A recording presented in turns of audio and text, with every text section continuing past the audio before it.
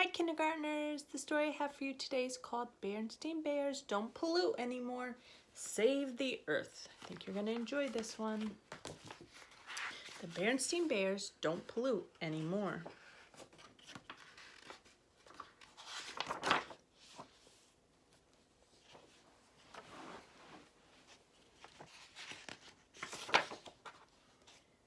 Well, looky here, said Papa Bear as he opened up the evening news. Your friend, Professor Actual Factuals, got his picture in the paper. Oh, said Brother and Sister Bear, coming to see. There's a big story too, said Papa, and a headline. My goodness, said Mama Bear. What's it about? Leading scientist claims Bear Country is in a serious trouble, he said, reading the headline. What sort of trouble? Asked Sister. Papa, who was reading the story to himself, didn't answer. What sort of trouble? Said Mama, repeating Sister's question. Oh, you know how professors are, he said. Actual Factuals making a big fuss about pollution. Well, I know how Professor Actual Factual is, said Mama, and I think he's quite sensible. So do I, said Sister. Me too, agreed Brother. Oh, he's a great guy, all right, said Papa.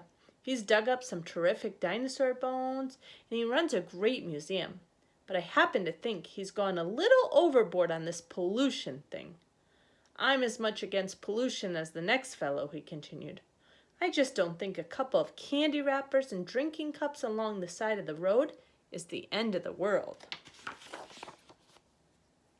Besides, Bear Country is in great shape. Come on, I'll show you. He opened the door and led the family out onto the front stoop.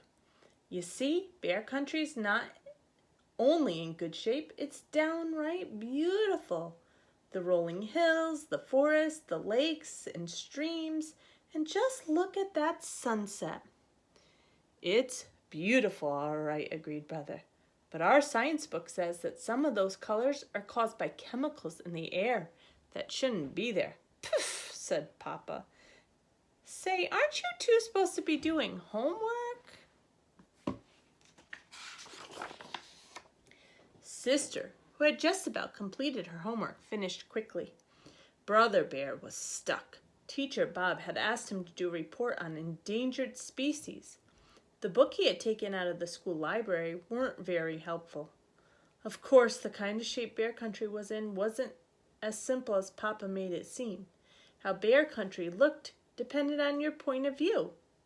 It looked fine from the Bear family's front stoop.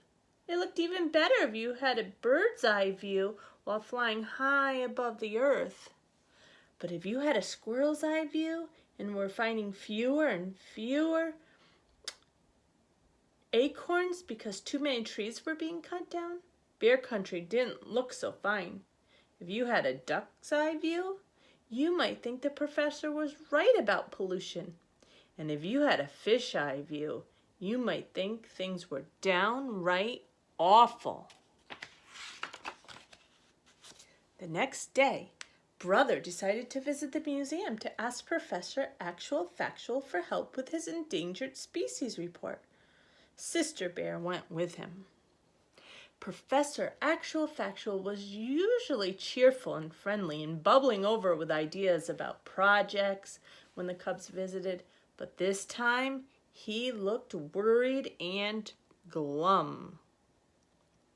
He cheered up a bit when he saw them, but when Brother told him the purpose of his visit, to get his help on a report about endangered species, he had something very surprising. He said something very surprising. I'll tell you, the endangered species to do your report on is us.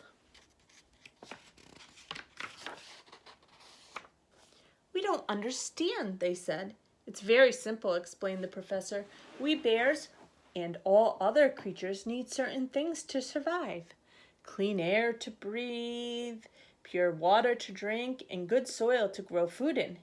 If we don't do something about pollution, we're all going to become endangered species. Come, he said. You'll understand soon enough. He led them out to where the actual factual museum was. That didn't make sense. He led them out to where the actual factual mobile was parked. It was a special van with all kinds of scientific gear in it.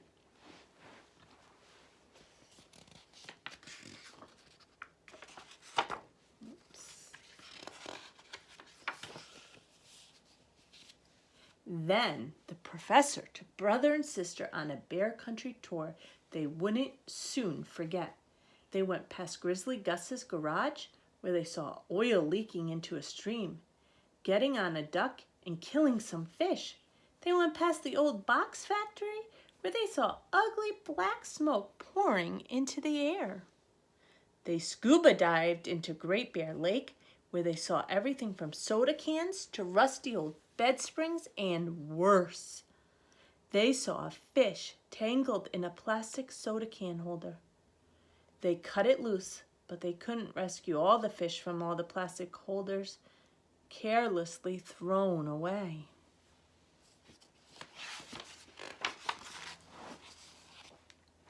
They drove through the forest and saw that a great many trees had been cut down, and that many new trees had been, and that not many new trees had been planted to replace them. You might speak to your dad about that, said the professor. He and his fellow woods bears could help with that problem. I think I see what you mean about becoming an endangered species, said brother, when they got back to the museum. Yes, agreed sister. But what are we going to do about it? Did that evening news story do much good? Asked brother. Not much, said the professor. The idea that bear country is in serious trouble because of pollution seems to be hard to get across. To grown-ups maybe, said sister, but we understand, and all our cub friends will too, because we're the ones who will have to live on a messed up, polluted earth when we grow up.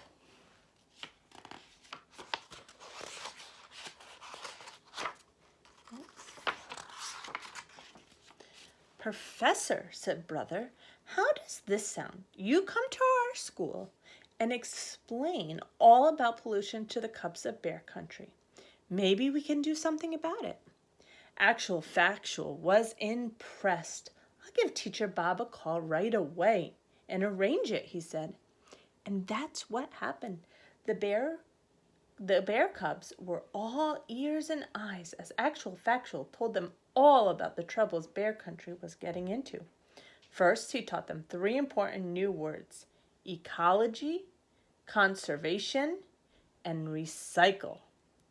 The way the professor explained it, ecology means how all the creatures, the plants, and the earth itself work together. Conservation means not wasting the valuable things of the earth, like water, oil, wood, and metal.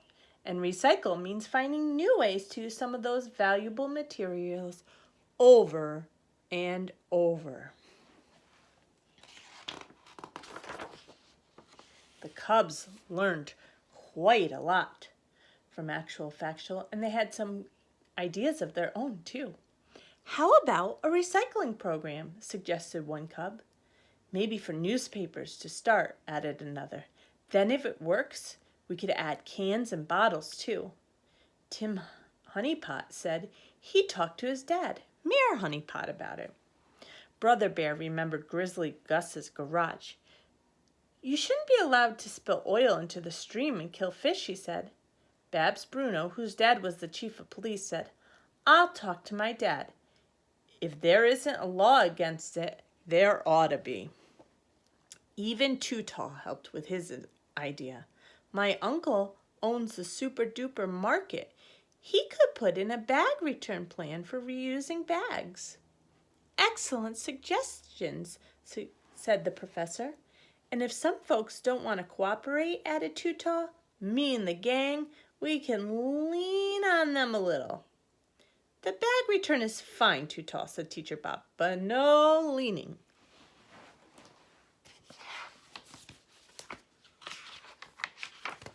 Cousin Freddie had the best idea of all. Let's start a club to stop pollution. and call it the Earth Savers Club.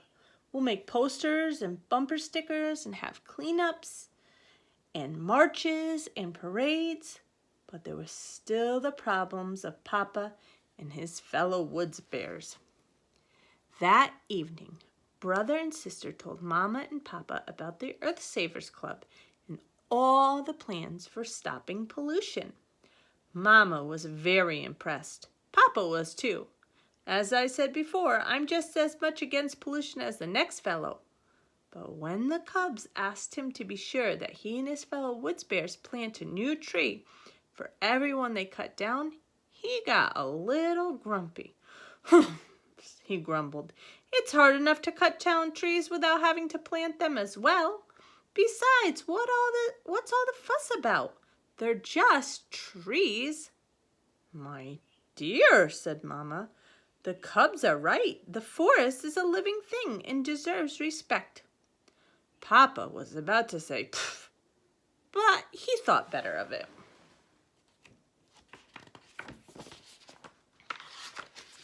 The problem of conserving the forest must have been on his mind because that night he had a dream. In the dream, he was walking towards the forest to cut wood when the trees began to sway and wave their branches. Then the branches turned in reaching, grasping arms. Then the trees climbed out of the earth on their roots and chased him. Help! Cried Papa, terrified in his sleep. The trees! They're after me! He woke up in a cold sweat.